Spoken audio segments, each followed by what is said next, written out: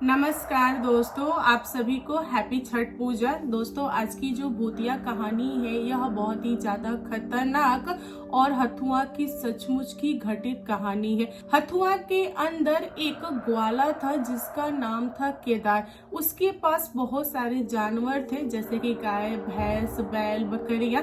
वह उन सब की सेवा करता था और उनसे दूध निकाल के पूरे गांव में बेचा करता था। उसका मेन काम यही था। एक समय की बात है, बहुत ज्यादा गर्मी पड़ रही थी, केदार को भी गर्मी लग रही थी एंड जानवरों को भी गर्मी लग रही थी। तो जानवर बहुत ज्यादा चिल्ला रहे थे, मतलब नहलाने के लिए। यहाँ पर केदार सोचता है कि अगर मैं एक एक करके सारे जानवर को नहलाऊं तो बहुत ज्यादा टाइम लगेगा एंड पानी वगैरह लगेगा, मेहनत भी लगेगा। इतनी गर्मी में मैं अकेले नहीं कर पाऊंगा, तो बेहतर है कि मैं इन सबको लेके चलता हूँ गांव के पोखर में, वहां पे छोड़ दूंगा। ये सारे के सारे नहा लेंगे, उसके बाद मैं इनको ले आऊंगा। यहाँ पे केदार भरी दोपहरी में अपने जानवर को खोलता है और लेके चल पड़ता है पोखर के तरफ। केदार को पोखर की तरफ जाते हुए किसी ने देखा तो केदार से पूछ लिया कि अरे केदार, इतनी गर्मी में तुम कहाँ जा रहे हो? देन केदार ने बताया कि मैं जानवरों को नहलाने ले जा रहा हूँ पोखर में। वह इंसान केदार के ऊपर हंसते हुए बोला कि इतनी गर्मी में, वो भी भरी दोपहरी में ले जा रहे हो, तुम्हारा दिमाग खराब है क्या? तुम इवनिंग में ले जाते जानवरों को, क्यों जानवरों को गर्मी में परेशान कर रहे हो? घर लेके जाओ। तब केदार ने उस इंसान को जवाब दिया और कहा कि देखो, इवनिंग में मुझे कुछ और काम है जो कि बहुत ज्यादा इम्पोर्टेंट है, इसीलिए मैंने सोचा कि इसे दोपहर में ही नहला देता हूँ। यह बोलने के बाद से केदार अपने जानवरों को लेके पोखर के पास गया और जानवरों को पोखर में छोड़ दिया। जो बकरियां थी वह बगल में घास खाई, उसके बाद पोखर से पानी पी, और जो भैंस, बैल, गाय थी वह पोखर के अंदर चली गई नहाने के लिए। काफी समय से जानवर पानी में ही थे और यह देखकर केदार मुस्कुरा रहा था। उसको भी बहुत ज्यादा गर्मी लगी थी। वह एक पेड़ के छांव में बैठा हुआ था। देन उसने सोचा कि मैं भी नहा लेता हूँ इन्हीं के साथ, क्योंकि इतनी ज्यादा गर्मी पड़ रही है जो कि बर्दाश्त के बाहर है। तब केदार अपना कपड़ा उतारता है, उसके बाद वह छलांग लगा देता है पोखर में।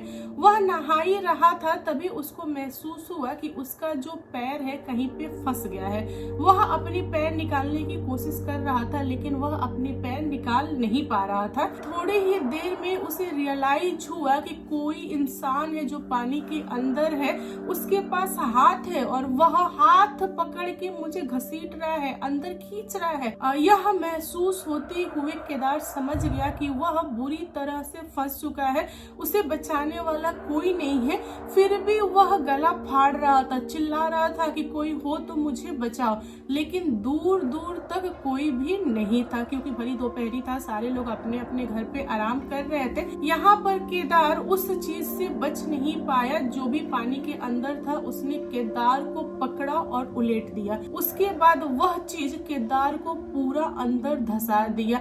यहाँ पे केदार की बॉडी का एक भी पार्ट दिखाई नहीं दे रहा था। इसके बाद वह चीज गाय, भैंस वगैरह के पीछे पड़ा, उनको भी धसाने के चक्कर में था। तब तक जानवरों को महसूस हो चुका था। जानवर पानी से तैरते हुए बाहर आए और चिल्लाते हुए भागे। मतलब जानवर बहुत तेज तेज के चिल्ला रहे थे, जैसे कि उनके पीछे कोई भूत पड़ गया हो, और जानवर भागे जा रहे हैं। चारों दिशा में जब जानवर भागे तब लोगों ने देखा कि जानवर इस तरह से कर रहे हैं और भाग रहे हैं। तो लोगों ने पूछा कि किसके जानवर है भाई, कैसे खुल गए, इनको पकड़ो। तभी किसी ने बताया कि ये सारे के सारे जानवर केदार के हैं। तब लोगों ने आपस में बात किया कि अगर जानवर छुट्टा घूम रहे हैं तो केदार कहाँ है? केदार को जानवर को पकड़ना चाहिए ना। जानवर बहुत ही डरे हैं, काफी चिल्ला रहे हैं। और यह बात घूमते हुए केदार के घर पे गई तो केदार की माँ ने बोला कि मेरा बेटा गया है पोखर में जानवर को लेके नहलाने के लिए,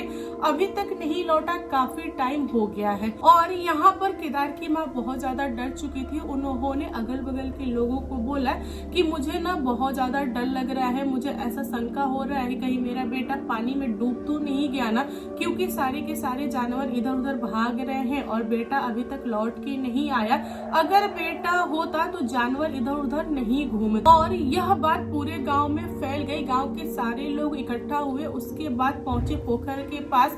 तो उन लोगों ने पाया कि पोखर के पास कोई नहीं है, सिर्फ और सिर्फ कपड़ा पेड़ के छांव में रखा हुआ है और केदार तो दिख नहीं रहा है। तब लोगों ने अंदाजा लगाया कि हो सके केदार कूदा हो पानी में और डूब गया हो।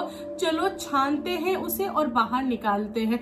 गांव के जितने लोग भी तैरना जानते थे सारे लोग पोखर में कूदे और केदार का पता लगाने की कोशिश की है, लेकिन केदार का कहीं भी पता नहीं चल रहा था। लोग अंदर अंदर तक जाके देखे, फिर भी कुछ भी पता नहीं चल रहा था। गांव के लोग काफी समय से परेशान थे, केदार को पानी में ढूंढ ही रहे थे लेकिन मिल नहीं रहा था।